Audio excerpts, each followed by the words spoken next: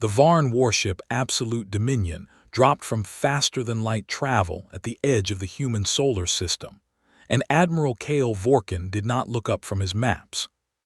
He had done this 114 times. 114 planets, 114 civilizations. Every single one had the same moment, that long, sick silence when they looked at their own sky and understood what was hanging above their world. Some of them screamed. Some of them went very quiet. A few of them fired their weapons, which Vorkin respected in a distant, professional kind of way, the way a surgeon might respect the body's instinct to fight a blade. This planet was called Earth, which was one of the more unimaginative names Vorkin had come across. The species was called humans. They had a history of roughly 400,000 years and a recorded civilization of about 6,000, which was very young by galactic standards.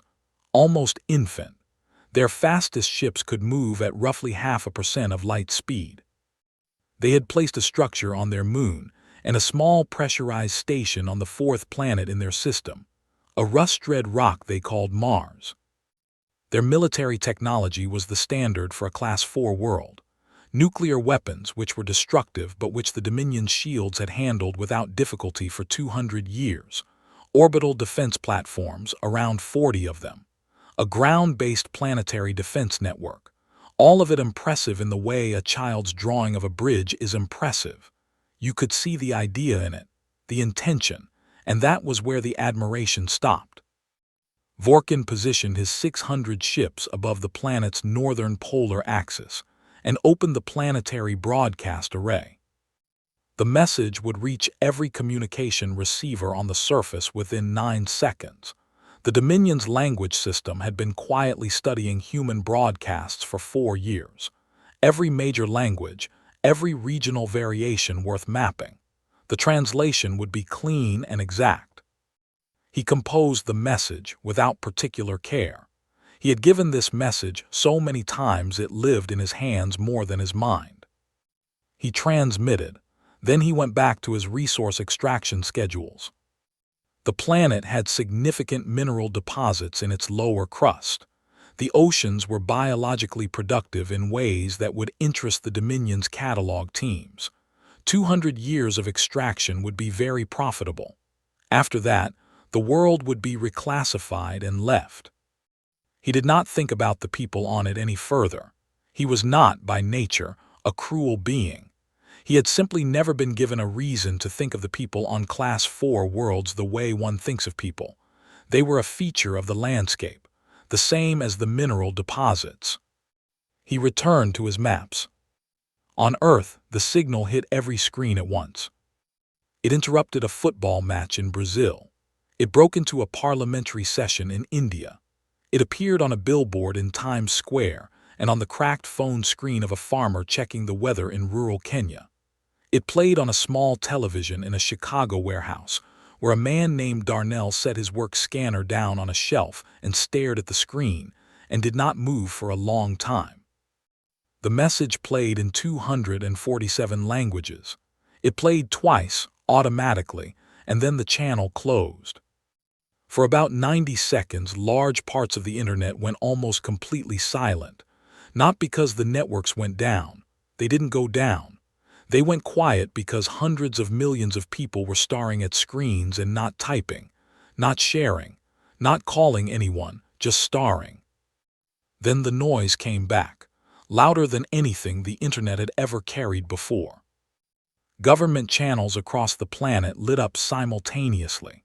Military installations moved to emergency protocols that had been quietly updated every year for the last decade, based on threat assessments classified above the level of most generals. Secure bunkers opened in 38 countries. In those same 38 countries, specific phones rang with a specific tone that had never been used in a live situation, and the people who answered received the same 2 sentences. The timeline has activated. Report to your designated station. The UN Emergency Council met 41 minutes later in the bunker beneath UN headquarters in New York. The room had been built specifically for this occasion. Most of the people now sitting in it were seeing it for the first time. There were 15 of them around the table. The room was gray and clean and very cold. One wall held a large screen showing the Varn fleet, 600 ships arranged with the kind of geometric precision that communicated, more clearly than any weapon could, that they had done this before, many times, and that it had always ended the same way. Secretary General Amara Os sat at the head of the table and said nothing for the first 11 minutes. She was 53 years old, born in Accra, and she had held this office for 6 years. She was not a soldier. She had never pretended to be. But she had the quality rare in any profession of being completely still under pressure, not frozen, still, the way very deep water is still. She let them talk. General Park Soo-ho from the Korean Unified Defense Command had a tablet in his hands, and he worked through the numbers carefully and honestly, which was the right thing to do, and also the most terrifying thing anyone in the room had ever witnessed. Our orbital platforms can engage, he said. I want to be honest with everyone here. It would be symbolic at best. Their shielding absorbs energy at levels our best weapons cannot match. A fully coordinated nuclear strike, every platform firing at once, would not breach a single forward vessel. We have approximately 47 minutes of credible resistance before we are looking at unrestricted orbital bombardment. Then we negotiate, said Minister Farouk. We buy time. The message did not offer negotiation, said Commander Vasquez. Her voice was flat. It offered surrender. There is a meaningful difference between signing a document and genuinely complying, said Dr. Liu Wei, who had spent 30 years studying first contact scenarios and was discovering now that none of his models had included how his hands would feel when it was actually happening. We sign. We create space. We think. What we think about is how to dig our own planet's minerals out of the ground for 200 years while they catalog our oceans, said Commander Vasquez. That is what the next 2 centuries look like if we sign that document. Let's not dress it up. Nobody answered her. Amara had been watching all of them. She had a glass of water on the table in front of her. She had not touched it. She had, in the last 11 minutes, glanced at her watch 4 times. Former President Habimana, who had been brought in from Kigali because nobody had wanted to make this decision without him in the room, was watching her. He had noticed the watch. He was wondering what it meant. Secretary General Chen Hong leaned forward. Amara, you haven't said a word. I've been listening, she said. We need more than that right now. She reached into the folder in front of her. She placed a single sheet of paper at the center of the table. One number, printed large. 4,847. The room went quiet. Ships, she said. Nobody moved. She explained it the way she had rehearsed it, simply, and without drama, because there was already enough drama in the room, and adding more would not help anyone think clearly. 31 years earlier, the Farpoint Observatory Array, a deep space listening project classified several levels above the UN Security Council, had confirmed the existence of the Varn Dominion and its direction of expansion. Earth was in its path. The mathematics gave them 30 to 40 years before contact. 38 nations had begun building. In secret, not a token force, a fleet. Every resource that could be quietly redirected had been redirected. Every shipwright, weapons physicist, engineer, and military strategist who could be recruited without the general population knowing had been recruited.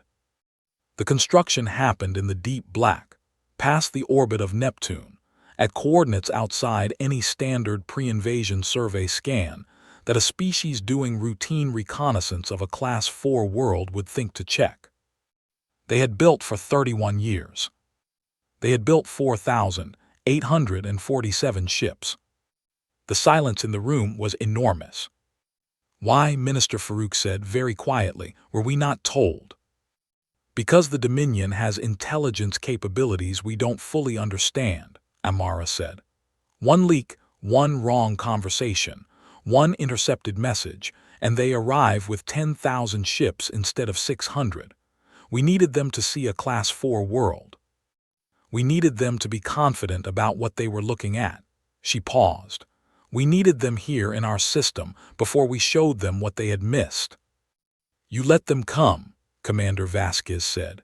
Her voice had something complicated in it, not quite anger. Something that had spent a long time on the dark side of hope and was only now being turned toward the light. We needed them in our system, on our ground, inside our range, Amara said. The fleet is positioned at coordinates that their standard survey would never have checked for a Class 4 target. They have not found it. They came here and they looked at 40 orbital platforms and some nuclear weapons, and they made a decision about who we are. She let that settle. They made the wrong decision. How many people know? General Park asked. The crews of 4,847 ships, Amara said. The leaders of 38 nations. The 3 secretaries general who held this chair before me. And now us, Chen Hong said. And now you, Amara agreed, which is why I am asking for a decision. She laid it out clearly. The Council could send the surrender communication, buy time, stall the process, keep the Varn focused on paperwork and logistics while the fleet made its approach. Or the Council could authorize the fleet to move now, full speed, no pretense. The debate took 4 hours. It ended 11-4 in favor of the surrender communication. Amara voted with the minority. She listened to the final count without expression. She thanked the Council for their work. She walked out. She went down the corridor, through 2 security doors, into a small room with a single terminal and a single chair. The terminal connected through 7 encrypted relays to a receiver that had been in solar orbit at a distance of 2 astronomical units for the last 9 years. There were no markings on the terminal, nothing to indicate what it was for. Everyone who had known had either been told to forget it or had been careful never to ask. She sat down. She thought briefly about the weight of a thing this large finally arriving, not about strategy, just about the weight of it, the way a door feels when it opens and you know you will never close it again. Then she typed one word. Begin. She sat in the quiet of the room after she sent it. The air recycler hummed. The room smelled of plastic and cold metal. Then she stood up, straightened her jacket, and went back to help the Council draft the formal surrender communication to the Varn Dominion. Vorkin received Earth's surrender 17 hours later. He read it, signed the acknowledgement, transmitted the standard response regarding the Labor Auxiliary Transition timeline. He set down his stylus and allowed himself a moment of professional boredom. They always surrendered. 114 out of 114. It was almost too predictable to feel satisfying. His navigation officer spoke. Admiral, there is a ghost signal on the long-range array, bearing approximately 42 degrees off the ecliptic. Origin point is deep space. Coordinates show nothing on any survey. Vorkin looked at the display. The signal was faint, almost nothing. Drive-wake interference from their FTL entry could produce readings like this. So could diffracted starlight under certain conditions. There was nothing at those coordinates. The pre-invasion survey had confirmed empty space. How long did it last? It appeared briefly and stopped. Log it, keep monitoring. If it repeats, I want to know. He looked at the signal for 3 more seconds. Then he looked away. There was nothing out there. Class 4 worlds did not hide things in deep space. They barely had the technology to reach the edge of their own solar system. Whatever the ghost signal was, it was a sensor artifact. It was nothing. He went asleep. In the deep black at coordinates, a Varn survey drone had passed without slowing. The lights came on. 1 ship, then 10, then 50, then 300, then 800, then 1500, Then 3,000, and the number kept climbing, ship after ship waking from standby to full operational, running lights blinking on in the darkness like a field of cold stars learning they were allowed to be seen. 4,847 human ships, built from 3 decades of fear and stubbornness, and the very human refusal to face the end of everything without first throwing everything they had at it. On the bridge of the fleet's flagship, hull designation ESF-001, no name painted on its hull, unnamed all these years because naming it made it real, and making it real before the time was right had been a risk they could not take. Admiral Yusuf Mubarak read Amara's one word on his terminal. He stood. He looked at his crew, men and women and people who had trained for this moment for most of their adult lives. Some of them had parents who had trained for it before them, children of the program, every one of them carrying 31 years of preparation in their bones. "All ships acknowledge," Admiral Mubarak said. His voice was steady. "We move in 12 hours. He looked at the distant light of humanity's sun, small and yellow and very far away. "We're coming," he said quietly. "To no one in particular. To everyone." The fleet turned toward home. The first Varn assessment teams landed 18 hours after the surrender communication was sent. They came down in perfectly clean drop shuttles, white, featureless, silent on their descent. They landed in open fields outside major cities, in airport grounds, in the cleared spaces of military bases whose personnel had been ordered to stand down and not to make eye contact.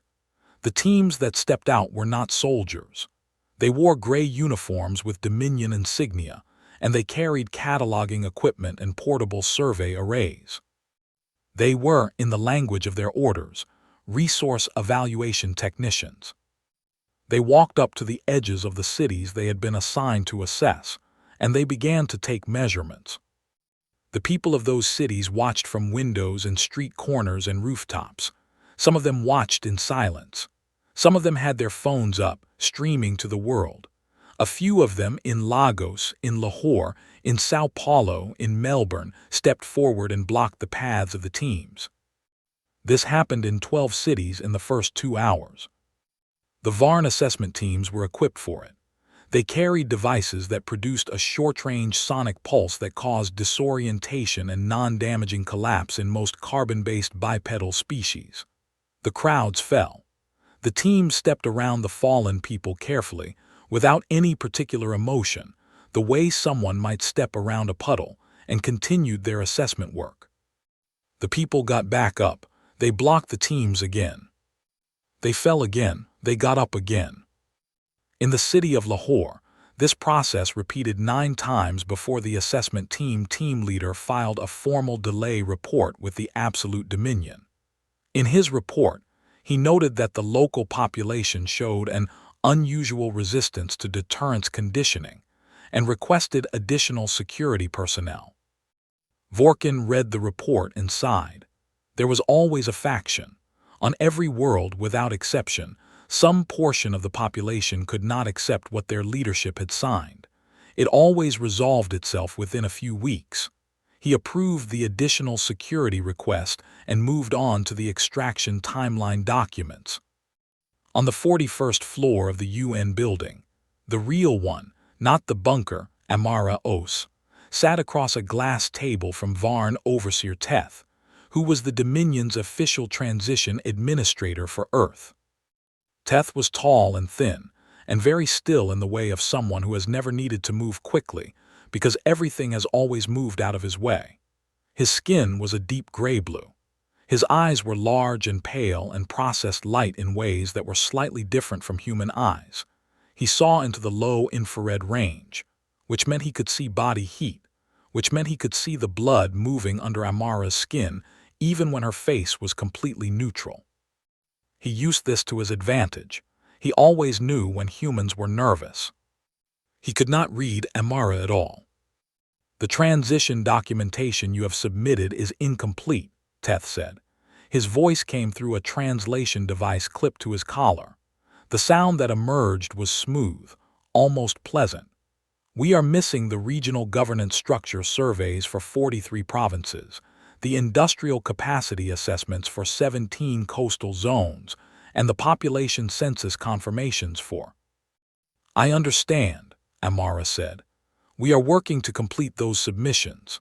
The bureaucratic infrastructure of a planet with 8 billion people and 195 sovereign nations requires coordination time. I hope the Dominion can appreciate the logistical complexity. The Dominion has processed transition for civilizations of similar complexity in less time. We are doing our best to move efficiently, Amara said. I also wanted to raise the question of humanitarian provisions during the transition period. Specifically, the matter of civilian access to food distribution networks. Our models suggest that the presence of assessment teams in agricultural zones is creating supply chain disruption. Teth held up a hand. Overseer Osai, he said, and he used the title wrong, and Amara did not correct him. You are aware that the Dominion's patience for procedural delay is not unlimited. Of course, Amara said. I am not attempting to create delay. I am attempting to ensure a smooth transition that serves the interests of both parties. An unstable civilian population during the extraction setup phase would be counterproductive for the Dominion's own. We will stabilize the civilian population, Teth said. That is not your concern. I understand, Amara said. I will have the remaining documentation submitted within 24 hours, Teth said. We will do everything we can, Amara said. Teth looked at her with his pale, heat-treating eyes. He could see her blood moving through the vessels in her face. Calm and steady, every reading. He had never met a human whose body read this still. He found it, in a way he could not quite place, unsettling. He closed the meeting. Amara walked back to her office, sat down, and allowed herself 45 seconds of complete stillness. Then she picked up the documentation files she had been incompletely submitting for the last 18 hours and began introducing 7 new procedural errors into the governance survey forms. She checked her clock. 8 hours and 22 minutes. The city was called Resistencia. It was a mid-sized city in northern Argentina, and it had not, despite its name, been chosen for what happened there for any poetic reason.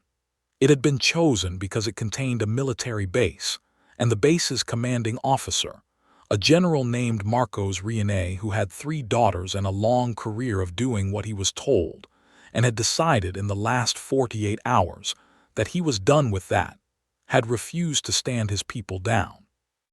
He had locked the base. He had put his soldiers on the walls. When the Varn assessment team came, he had spoken to them over a loudspeaker and told them to leave. They had filed a report. The report went up through Teth's administrative structure and landed on Vorkin's desk, and Vorkin read it and made a decision in about 12 seconds. He selected 3 ships from the orbital formation and gave them targeting coordinates. The bombardment lasted 9 minutes. The base was destroyed. 3 blocks of the city around it were also destroyed, which was not intentional but also was not something anyone filed a report about. 412 people died. Many more were injured. The rest of the city fled. The message was clear. The Dominion made sure its translation array broadcast an explanation of what had just happened to every screen in Argentina and to a significant portion of South America. Noncompliance with transition protocols has consequences. We encourage cooperation. In the UN bunker, the Council watched it happen on the screen.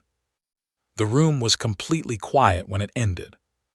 3 of the members who had voted for the surrender strategy were no longer looking at the screen. They were looking at the table. One of them, a minister from Central Europe, whose name the history books would later not remember kindly, said, in a very quiet voice, that perhaps the Council should consider advising the remaining military installations to genuinely stand down. We signed the document, he said. If we are going to sign it, we should. Commander Vasquez turned to look at him, with an expression that ended his sentence before he finished it. Amara had not looked away from the screen. She was watching the smoke rising over Resistencia. She let herself feel it, the weight of 412 people she had not been able to prevent, and she felt it fully, because she thought it was important not to insulate herself from the real cost of the strategy she had chosen. Then she filed it somewhere deep and returned to the work in front of her. She checked her clock. 6 hours and 40 minutes. On ESF-001, Admiral Mubarak received the report about Resistencia while he was standing at the main tactical display, reviewing formation spacing for the approach. His comms officer handed him the data pad. He read it. He read the casualty number. He set the pad down on the console. His bridge crew watched him without watching him, the peripheral monitoring that crews do when they want to know how their commander is processing something without being seen to look. Mubarak stared at the tactical display for a moment, at the lines of ships behind and around him, at the distance left between the fleet and the edge of the solar system. 6 hours, he said, not to anyone specifically, just to the air. He went back to reviewing the formation spacing. The fleet was running dark, minimal emissions, drives at 30% capacity, no active sensor broadcasts. At this distance from the sun, passive scanning would not pick them up. They looked to any sensor pointed their way like space, like nothing. The ships moved in silence. Inside them, 4,847 crews ran their final preparation checklists. Weapons officers ran targeting calibrations. Engineers confirmed drive readiness and checked hull integrity for the 30th time. Medical bays staged their supplies and said nothing to each other because there was nothing useful to say. Some of the crew members slept. Not many, but some. The ones who had been doing this long enough to know that sleep before a battle was a professional discipline, not a luxury. Some of them wrote messages. They asked their commanding officers to hold and only deliver if things went wrong. Some of them just sat and looked at the bulkheads of their ships and thought about the world on the other side of all this. Commander Ilana Reyes of the destroyer Sao Paulo, a ship named for a city that was still standing, which she chose to take as a good sign, gathered her crew in the main bay at the 4-hour mark and spoke to them for about 3 minutes. She was not a naturally dramatic person. She said that they had trained for this for a long time and that the training had been good and that she trusted every person in the room. She said that the mission was to go home, engage the fleet in orbit, and make it clear to the Varn Dominion that they had made a very serious miscalculation about this planet and this species. Then she said, "When this is over, I'm buying the first round, every single one of you." Somebody in the back laughed. It was a real laugh, the kind that comes when tension finds the only exit it can find. Ilana returned to the bridge. Back on Earth, the council was fracturing. The minister who had spoken after the Resistencia footage was now not alone. A second vote was being pushed, not for full compliance, but for issuing a statement calling on remaining military installations to stand down voluntarily, to reduce the risk of further bombardment. 3 members were supporting it. Amara blocked it procedurally. She used a council charter clause about emergency authority during ongoing threat assessment that no one had ever needed to use before. The minister looked at her across the table. "How long are you planning to drag this out?" "As long as it needs to be dragged out," she said. "People are dying." "I know." "Then 412 people died in Resistencia," she said. "I know every one of those deaths is real and I am not asking you to think otherwise, but I am asking you to trust the math. Sit down." He sat. He was angry. He would remain angry for a long time. Amara checked the clock. 3 hours and 11 minutes. She picked up the next stack of incomplete documentation forms and began to prepare her next meeting with Teth. In orbit, Vorkin was eating when his sensor officer's voice came through the bridge comm. "Admiral, the ghost signal has returned." He put down his meal. "Origin. Same bearing, 42 degrees off the ecliptic, but Admiral, it's stronger this time. Significantly stronger." Vorkin walked to the bridge. He looked at the sensor readout himself. It was stronger, much stronger, not one signal, not 10. The array was trying to process a number and having difficulty resolving it cleanly. "What am I looking at?" he said. "I'm not certain," his officer said, and there was something in the officer's voice that Vorkin had not heard in a very long time. "Uncertainty." "Give me the best number you have," Vorkin said. The officer looked at the display. "Current contact estimate, and this may be a sensor error, Admiral. Current estimate is above 400, possibly higher. They're still resolving." Vorkin stared at the screen. He tried to think of what could produce 400 contacts in deep space coordinates that a pre-invasion survey had flagged as empty. Equipment malfunction. FTL residue diffraction on a large scale. Some kind of coordinated asteroid formation. He tried to think of anything that made sense. "Wake the fleet," he said. "All ships to combat readiness." Then he opened a channel to his weapons officer and said, "Target the orbital platforms first. If something is coming, I do not want threats above and below simultaneously." He had been doing this 114 times. There had never been a 115th scenario. Until now, the number on Vorkin's sensor display kept climbing. At first it had been 400. Then the resolution improved and it became 700. Then 1200. Then the array's contact sorting system, which had been designed for battlefield management and could track up to 3,000 individual vessels simultaneously, ran into the edges of its own capacity and produced a number that Vorkin read twice because he was certain there was a formatting error. There was no formatting error. 4,847 contacts. Classification, artificial vessels. Drive signature analysis, incomplete. Weapons signature analysis, incomplete. Species of origin, analysis ongoing. Vorkin stood very still at the sensor console. He had a fleet of 600 ships. He was looking at nearly 5,000. His first officer, Commander Ashan, stepped up beside him and looked at the same display. There was a pause. "Admiral," Ashan said. "I see it," Vorkin said. "Should I?" "Get me weapon classifications as soon as the analysis resolves," Vorkin said, "and tell me the moment any of those contacts change bearing." He went to his command chair and sat down. He pulled up the pre-invasion survey of this system on his secondary display. He looked at the coordinates where those contacts were now appearing. He looked at the survey data for those same coordinates.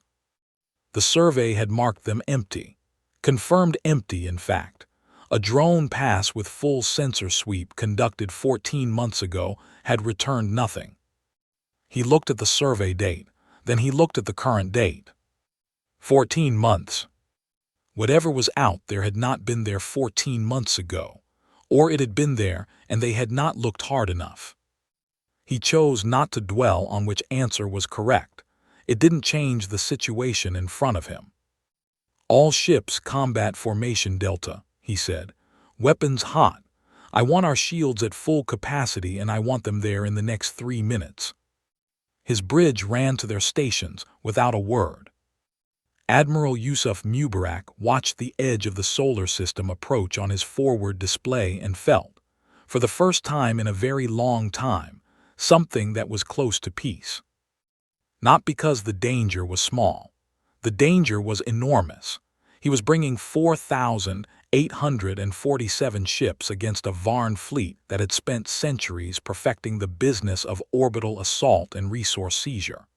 The Dominion had done this 114 times. They were professional in the way that only repetition produces.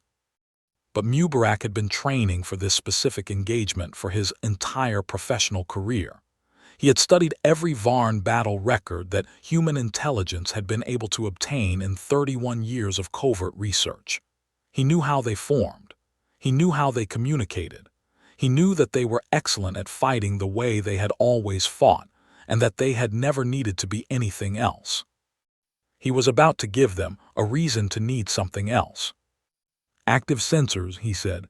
"Full broadcast all ships." His sensor officer looked up. "Admiral, that will confirm our position too." "I know," Mubarak said. "Do it." The fleet lit up. Every ship in the formation switched from passive running to full active sensor, broadcast simultaneously. Every drive went to full power. Every weapon system moved to hot standby. The darkness they had been hiding in for 31 years fell away in a single second, and 4,847 human warships announced their existence to every scanner within 2 light towers. "Open all frequencies," Mubarak said. His comms officer opened the channel. Mubarak leaned forward slightly.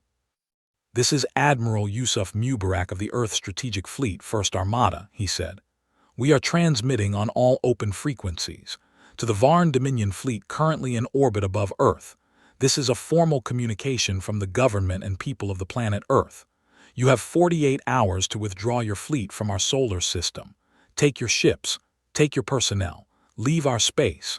This offer will not be repeated and it will not be negotiated. That is all." He sat back. His bridge crew waited. The channel crackled. Then a voice came through, translated, smooth, controlled. "This is Admiral Kale Vorkin of the Varn Dominion. Identify your origin. You are operating in a formally surrendered territory under Dominion authority. Stand down your vessels immediately and explain the nature of your fleet. You have 60 seconds to comply before I classify this as a hostile action." Mubarak nodded to his comms officer, who kept the channel open. "Admiral Vorkin," Mubarak said, "Earth did not surrender, Earth stalled. Those are 2 different things. As for the nature of this fleet, it's ours. We built it."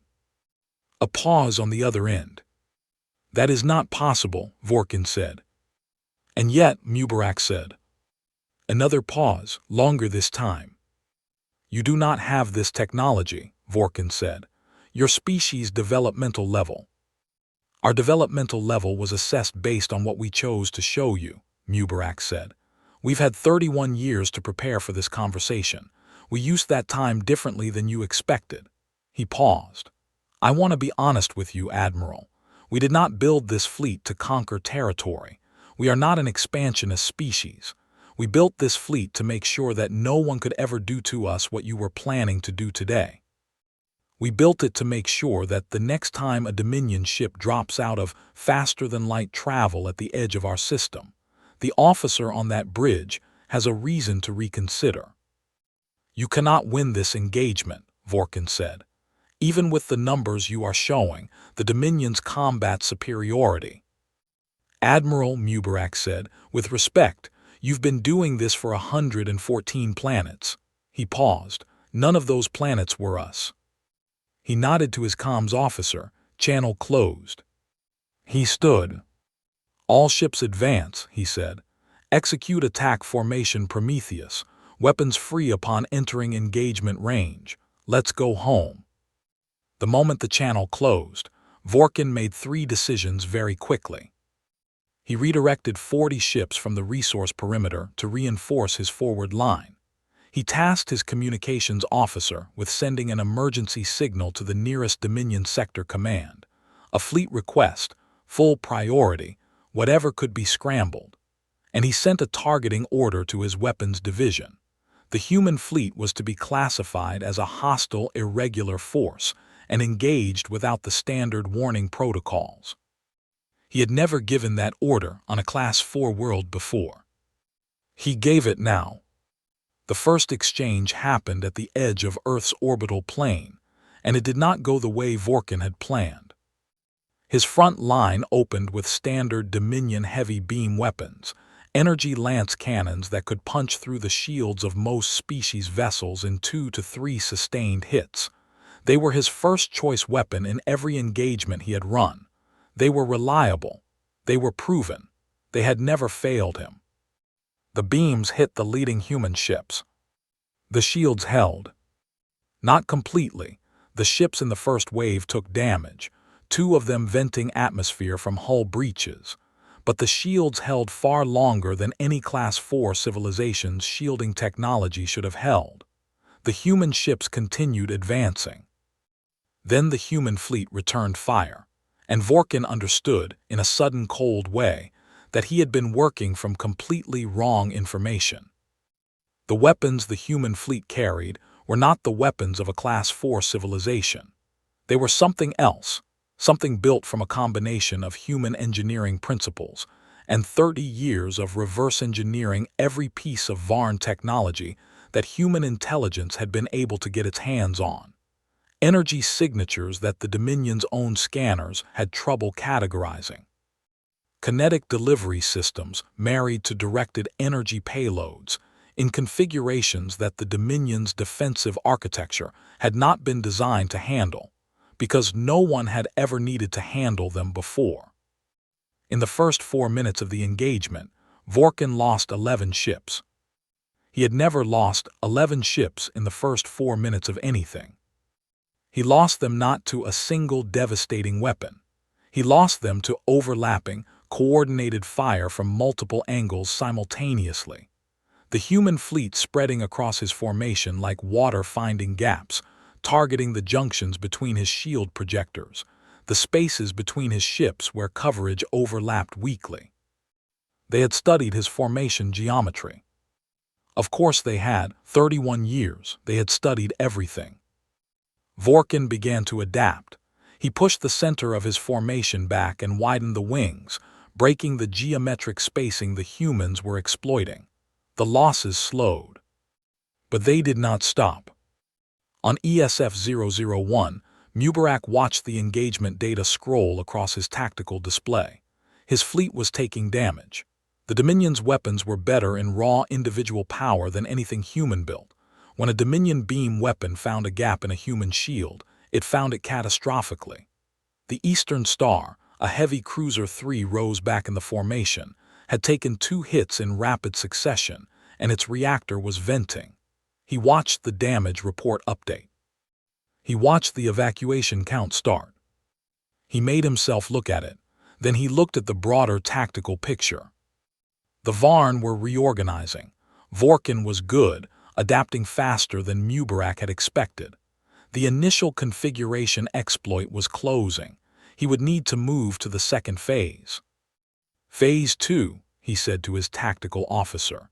Initiate the flanking sweep, all wing elements, and tell Commander Reyes to take her squadron around the far side of the moon. I want them coming up from the south when the main formation hits from the north. His tactical officer relayed the orders. On the display, hundreds of ship markers began to shift. This was the part of the plan that the Dominion would not understand, not because it was especially complex, because it was the kind of plan that only made sense if you were willing to accept a certain kind of casualty. The flanking sweep required ships to move through a zone of concentrated Varn fire to reach their positions. Ships would be lost. The commanders of those ships knew it. They had volunteered for the sweep position specifically because they understood the math and had chosen to be part of the math. Vorkin would not calculate for that. His models did not include a species that willingly accepted casualties in exchange for positional advantage with this degree of consistency. His experience told him that species, when they started losing ships, lost momentum. They fell back. They reassessed. What his experience had never told him, because he had never needed to know, was that there were species who took the casualties and kept coming. Down on Earth's surface, the sky was no longer what it had been. The orbital battle was visible to the naked eye in the hours around dawn and dusk, bright streaks of light, silent at this distance, moving too fast and too purposefully to be anything natural. People stood in streets and fields and on rooftops and watched. They didn't know the details of what was happening. They didn't know the fleet was called the First Armada, or that Admiral Mubarak had spent 30 years preparing for this day, or that the woman who had built this plan was sitting in a bunker 7 floors below street level, watching the same thing they were watching. They knew that something was fighting for them up there. They watched. In the bunker, the council had stopped arguing. There was nothing to argue about anymore. The fleet was engaged. The plan was in motion. Whatever was going to happen was going to happen, and no vote around a table was going to change its direction. Amara sat at the head of the table and watched the tactical feed from the fleet. She was very still. She had the glass of water in front of her again, still untouched. Chen Hong sat beside her. After a while he said, "How long have you been carrying this?" She thought about it. "Since the day I took the oath," she said. "The outgoing Secretary General told me on the same day, sat me down in a room just like the one where I sent the signal, showed me the program files, the ship counts, the projected readiness dates." She paused. She said, "This is either the thing that saves us or the thing that proves we were never going to be saved. There is no third option." "And you believed it would work?" "I believed we had earned the right to try," Amara said. "That is different from believing it would work." She looked at the tactical display, at the thousands of ships moving across it, at the damage reports, at the casualty figures climbing slowly on the right side of the screen. At the Varn fleet, still formidable, still fighting, still certain, even now, that this would eventually end the way it always ended. Outside, in the dark above the world, her people were showing them otherwise. By the 14th hour of the engagement, Vorkin had lost 61 ships. He had never in his career lost 61 ships. He had won engagements against species that had more ships than he had. He had won engagements where his enemy had better weapons at the individual unit level. He had won engagements where the terrain and positioning had not favored him. He was, by any standard the Dominion used to measure these things, an excellent combat commander. What he was not was prepared for an enemy that fought the way the humans fought. The problem was not their numbers, though the numbers were a problem. The problem was not their technology, though their technology had been consistently better than the pre-invasion assessment had suggested.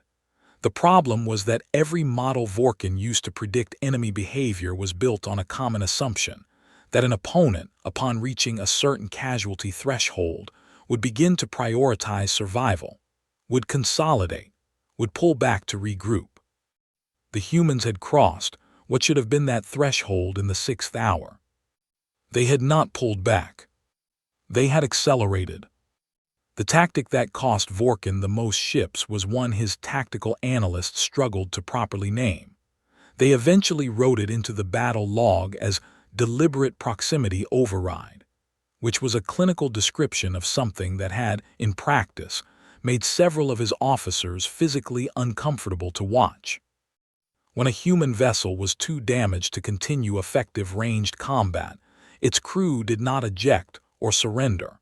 They pointed the ship at the nearest Varn vessel and pushed their drives to maximum. Not to destroy themselves in an explosion. The Dominion's shields handled explosions. The humans knew this. What the humans did was ram their damaged vessels into Varn ships at high velocity, using their own hull as a kinetic weapon. And this was the part that had produced the deliberate proximity override classification. Because no one on Vorkin's staff wanted to simply write down what it actually was, they depressurized their interior compartments and vented their remaining crew through the breached hulls into space. Where the Varn ships, now dealing with a sudden hull contact and the structural aftershock of a multi-thousand-ton mass impact, had their shields momentarily destabilized. And where other human ships, positioned at pre-calculated angles, had been waiting for exactly that destabilization window. The sequence played out in seconds. A damaged human ship uses its last maneuver to close distance with a Varn vessel. Impact. Shield disruption. The human ship's crew does not survive. 3 or 4 human ships at distance fire through the disrupted shield window before it restabilizes. Vorkin had lost 9 ships this way in the span of 90 minutes. They are sacrificing themselves deliberately, his first officer Ashan said, not as an accusation, as a fact that needed to be stated because acknowledging it was the first step toward accounting for it tactically. I know, Vorkin said. Our models don't. I know, Vorkin said again. He looked at his display. He was adapting. He was keeping his damaged vessels further back now to minimize the windows for this tactic, keeping his ships in tighter mutual shield support configurations so that the destabilization windows were covered by adjacent ships. He was adapting and it was working. The problem was that every time he adapted, the humans adapted back. Commander Ilana Reyes brought her squadron around the moon's far side at the beginning of the 15th hour. She had 14 ships left out of the 17 she had started with. The Mumbai had taken a beam hit that had destroyed its forward drive section and was running on residual momentum. The Lagos had lost 3 of its 4 weapons systems and was fighting with the one remaining, which its weapons crew had reportedly named Carlos, and were treating with more affection than was probably standard. The Sao Paulo itself had hull damage along the port side that was leaking atmosphere at a rate that Ilana was choosing to classify as manageable. She had trained her crew for 6 years. She had been with this program for 11. She had not been born into it, the way some of the younger crew members had been.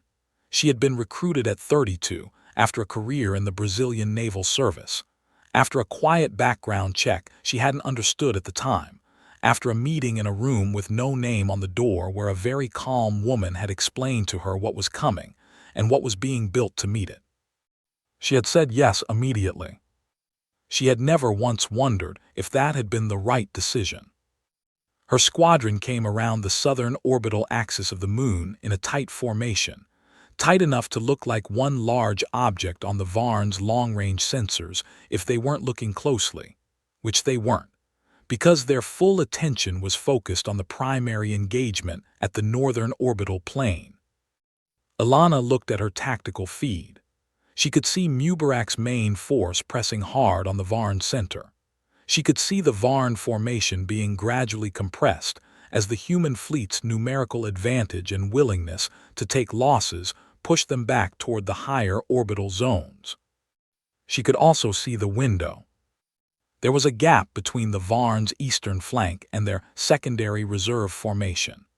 A gap that existed because Vorkin had pulled his reserve inward to reinforce the center, which was the right decision given the pressure on the center, but which had opened a corridor that led directly toward the rear of his command formation.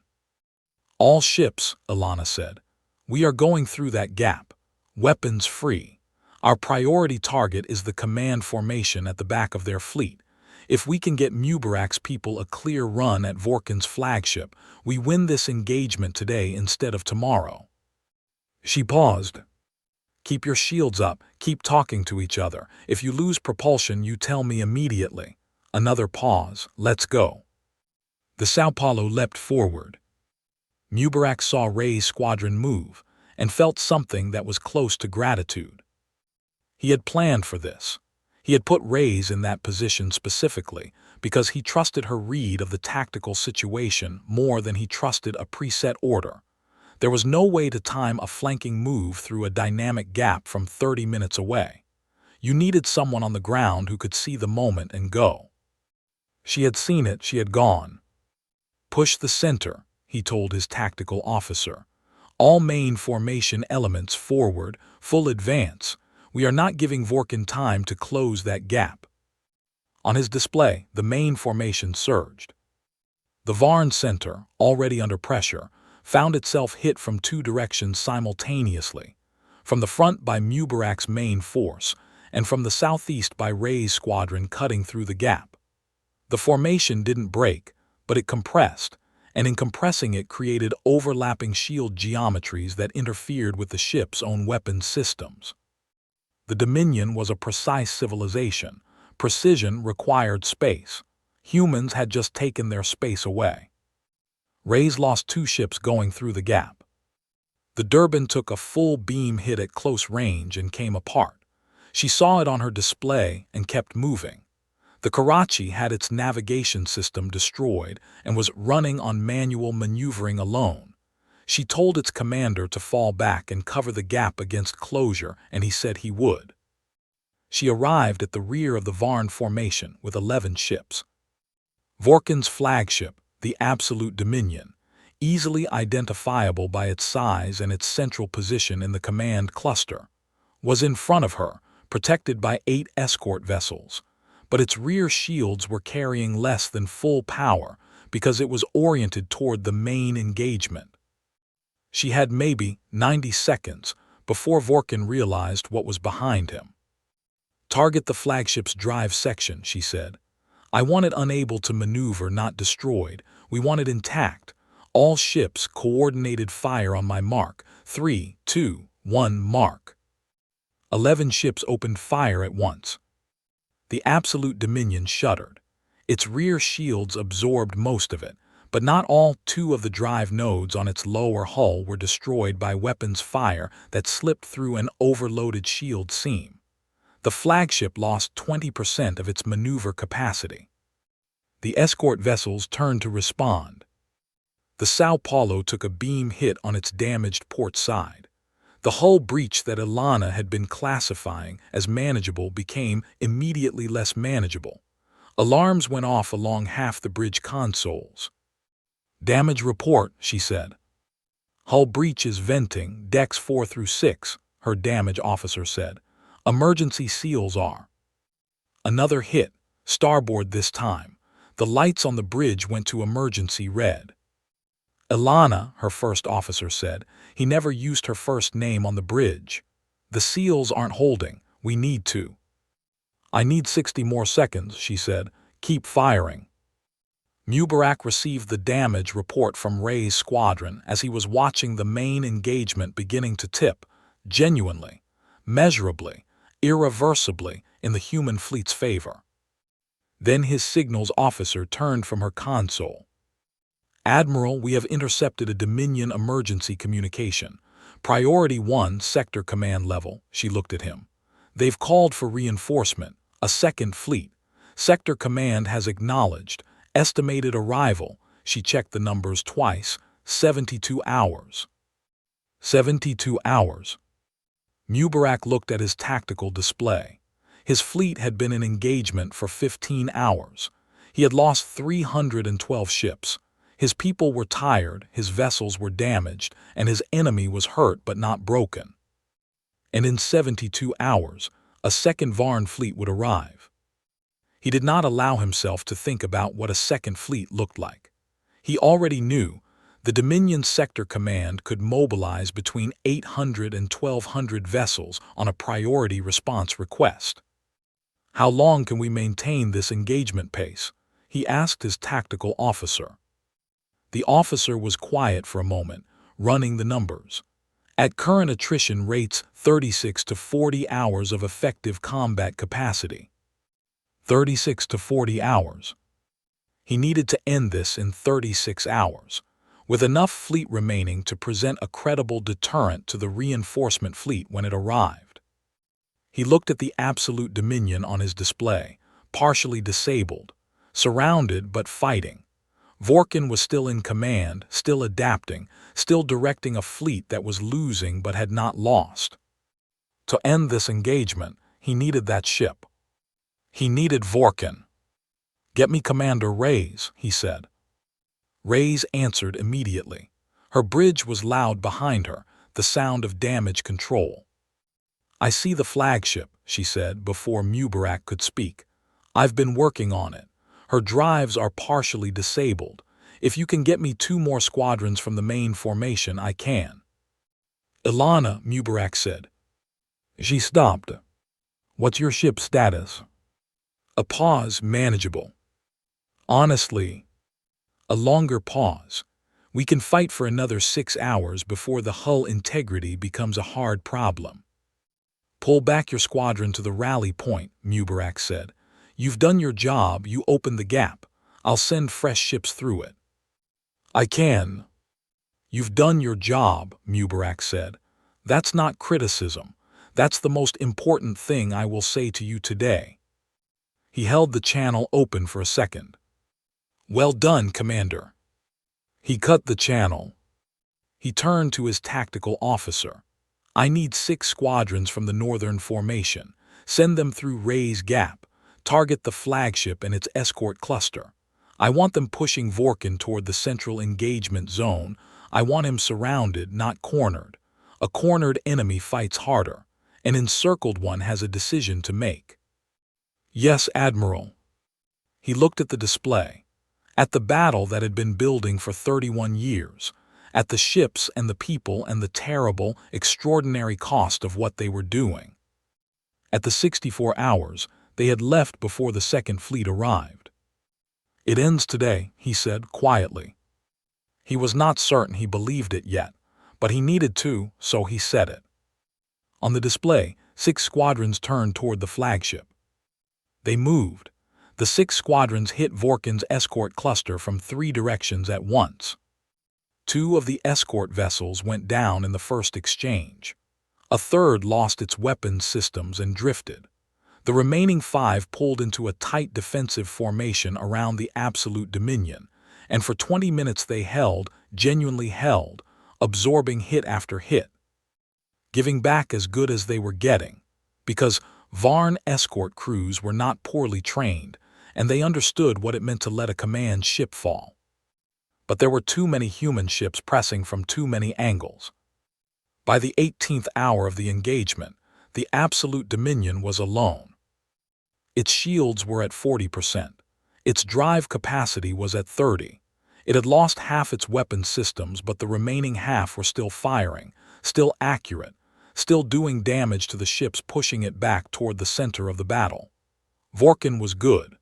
Even now, even here, encircled and damaged, he was still the best combat commander in the Dominion's regional fleet, and he was fighting like it. But there were no more ships to send him. His fleet was broken.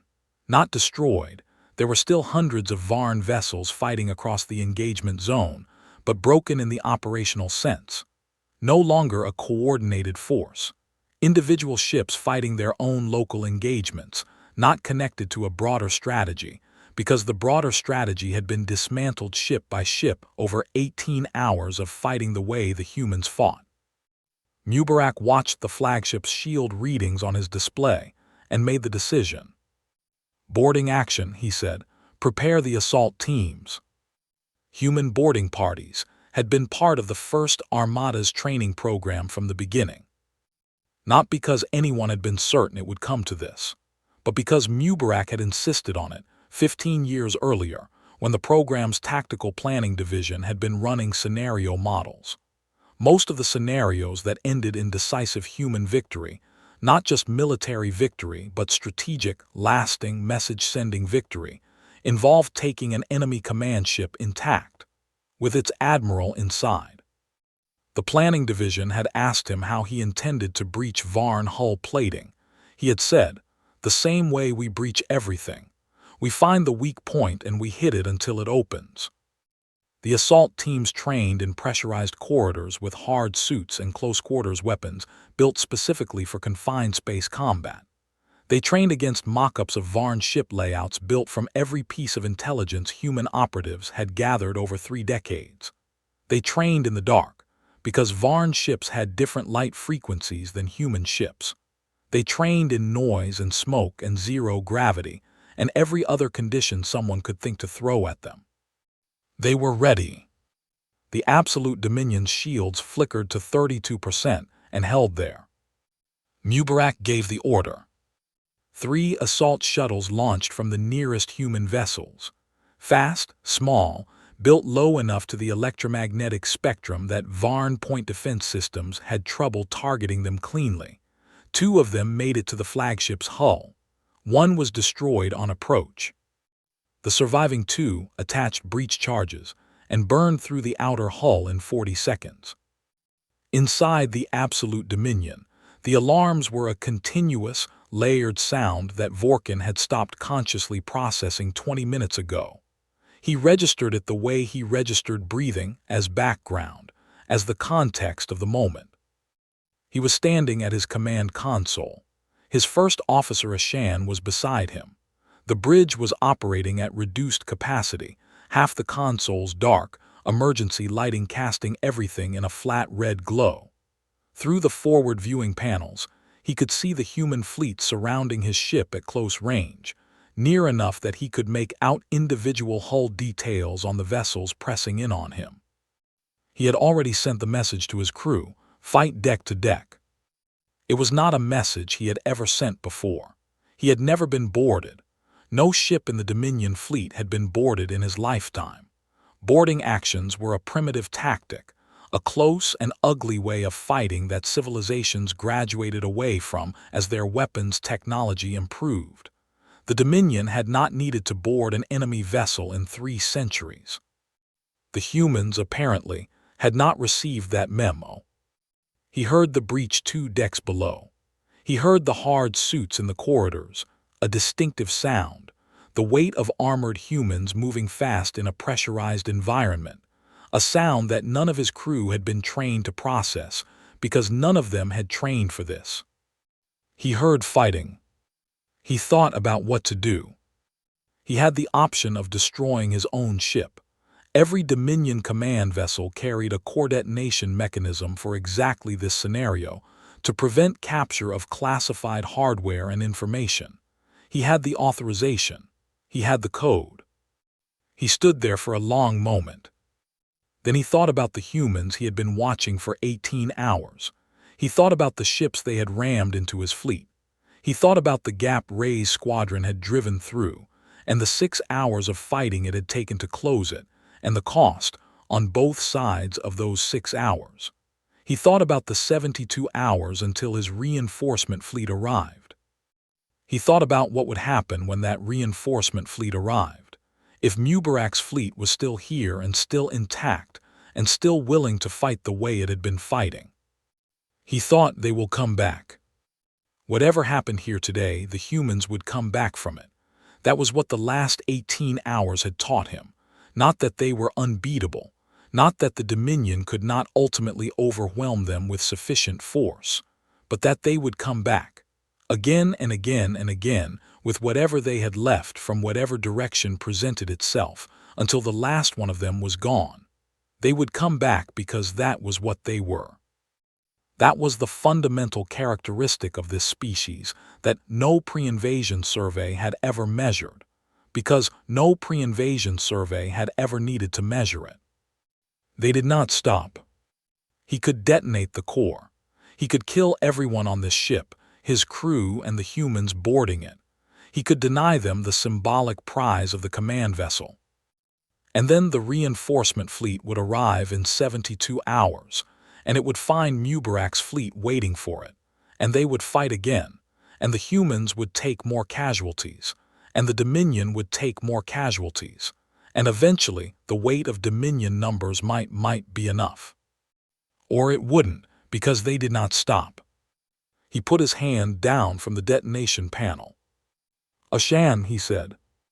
"Admiral, tell our people to cease fighting. Open the bridge doors." Ashan stared at him. "Admiral." "Do it," Vorkin said, "and open a channel to the human fleet, all frequencies." The bridge doors opened. The first human through them was wearing a hard suit with no markings except a flag painted on the left shoulder. A flag Vorkin's translation system identified as the flag of a country called Nigeria. The soldier and Vorkin could see, through the helmet visor, that the soldier was a woman, young, with a cut above her eye from something that had happened in the corridor fighting, came through the door with her weapon raised, and swept the room with the thoroughness of someone who had trained for this moment many times. She was followed by 4 more soldiers, then a 6th figure, taller, moving with the particular careful deliberateness of someone who was used to rooms going quiet when they entered. Admiral Yusuf Mubarak took off his helmet. He looked around the bridge. He looked at the damage, at the red emergency lighting, at the console readouts showing the state of the battle outside, at the Varn crew, hands visible still, At Vorkin, standing at the center of it all, straight-backed, still composed, with the particular kind of dignity that belongs to someone who has made a decision they intend to carry without flinching. Mubarak stopped a few meters away from him. The two of them looked at each other for a moment. "Admiral Vorkin," Mubarak said. "Admiral Mubarak," Vorkin said. A pause. "I have opened a channel to my fleet," Vorkin said. "They have been instructed to cease engagement. I am prepared to formally withdraw from this system." He paused. "I want to know one thing." "Ask it," Mubarak said. "We surveyed this system 14 months ago," Vorkin said. "We found nothing. We found a Class 4 civilization with a primitive military and no capacity for the fleet we encountered today." He looked at Mubarak with his pale eyes. "How long have you been building?" 31 years, Mubarak said. Vorkin took that in. "You built all of this," he said, "in 31 years, knowing we were coming." "Knowing someone like you was coming," Mubarak said. "We didn't know your name, we knew the shape of the problem." "And your people," Vorkin said. "They were never told. 8 billion people on that planet below us, and they didn't know their government had been building a war fleet for 3 decades. "No," Mubarak said. "Wasn't that a deception?" Mubarak considered this seriously. "We were protecting the secret. One leak would have changed the math badly enough that we might not be having this conversation." He paused. "They know now." Vorkin was quiet for a moment. "My reinforcement fleet arrives in 69 hours, he said. "I know," Mubarak said. "They will have the engagement data. They will come with a larger force and better preparation." "I know that too." "Then you understand that this is not over." Mubarak looked at him steadily. "No, this engagement is over. Whether the larger conflict is over depends on what your reinforcement fleet's commander decides when they arrive and see what's waiting for them." He paused. "I'd like to believe that a species as old and as experienced as the Varn Dominion is capable of recognizing a situation and making a rational decision about whether to continue it." Vorkin looked at him for a long moment. "And if they are not?" "Then we fight again," Mubarak said, simply, without drama, "and we keep fighting until someone makes a rational decision." Vorkin was quiet. Outside the viewports, the guns had gone silent. The engagement zone that had been lit with weapons fire for 19 hours had gone dark. Human ships and the surviving Varn vessels floated in the same space, still, the way debris floats after a storm. "I will recommend withdrawal," Vorkin said at last, "to my fleet, to Sector Command, to the reinforcement fleet when it arrives." He paused. "I cannot guarantee they will follow my recommendation." "I understand," Mubarak said. "That's all I'm asking, your honest recommendation." He extended his hand. Vorkin looked at the gesture. He knew what it meant. The translation system had flagged it as a human gesture of formal agreement and mutual respect, typically involving physical contact with the open hand. He reached out and took it. They shook hands in the red emergency lighting of a broken bridge, on a ship that had come to take a world and found something it had not prepared for. The formal ceasefire was transmitted across the engagement zone within the hour. The Varn fleet began its withdrawal from Earth orbit 18 hours later, after the logistical details of the disengagement had been worked through. They moved in careful formation, damaged ships, fewer than they had arrived with, taking their dead with them the way the Dominion Protocol required. They left. The sky above Earth was clear for the first time in 4 days. Amara was in the bunker when the last Varn ship cleared the outer edge of the solar system. She watched it on the sensor feed. She watched the signal dot blink and fade as the ship crossed into FTL. Then she sat in the quiet and let it settle over her. Around her, the council was talking, not arguing for once, just talking the way people talk when something large has just ended and the full shape of it hasn't arrived yet, but everyone can feel it coming. Chen Hong sat beside her. He had been sitting beside her for most of the last 4 days. "It worked," he said. "This part worked," she said. "We still have 66 hours. And if the reinforcement fleet doesn't turn around." She looked at the empty sensor feed where the last Varn ship had been. "Then we trust Mubarak," she said. "Same as we always have." Mubarak sent the message to the galaxy 3 days later. Not to the Varn Dominion specifically. To everyone. To every civilization within range of a standard long-frequency broadcast, which was the majority of the inhabited galaxy within a few hundred light years. It was not long. He had written 7 drafts of it before settling on the final version. The first 6 had been too long, too many words explaining things that the facts explained better on their own. The final version said this: "To any civilization receiving this transmission, my name is Yusuf Mubarak. I am an admiral of the Earth Strategic Fleet, First Armada, representing the planet Earth and its 8 billion people. 4 days ago, a fleet of 600 Varn Dominion warships entered our solar system and demanded our surrender. We refused. We engaged their fleet and disabled their command vessel. Their fleet has withdrawn from our system. We are not a warlike species. We do not seek territory. We do not seek conflict. We built this fleet because something was coming for us and we chose to be ready. We are always ready. Earth is not available. That is all." The message was attached to the full sensor record of the engagement. Every minute of it. Every weapons exchange, every formation shift, every ship lost on both sides, every decision made.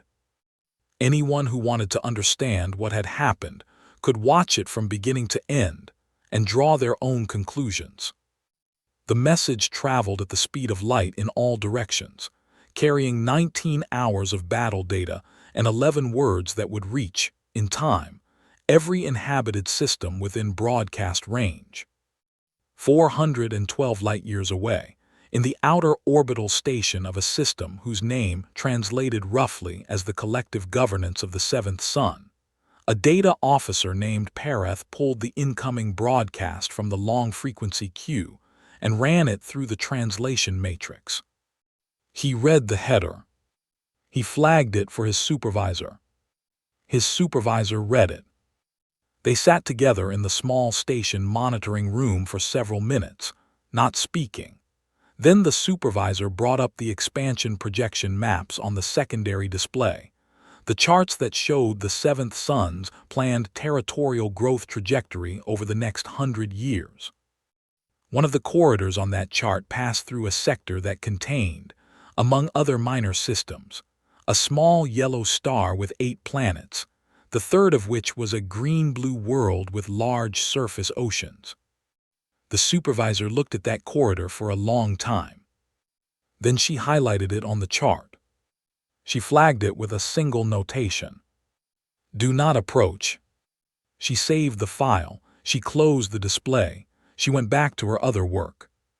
The message kept traveling, outward into the dark in all directions, getting smaller and fainter with distance, but never quite stopping, the way light never quite stops, just grows too faint to measure, carrying its 11 words across the years. We are always ready. Earth is not available. In the solar system it had come from, on the planet it was about, 8 billion people looked up at their own sky, clear now, quiet now, belonging to them again, and most of them knew none of the details and all of the feeling. They were still here. That was enough. That was, for now, everything.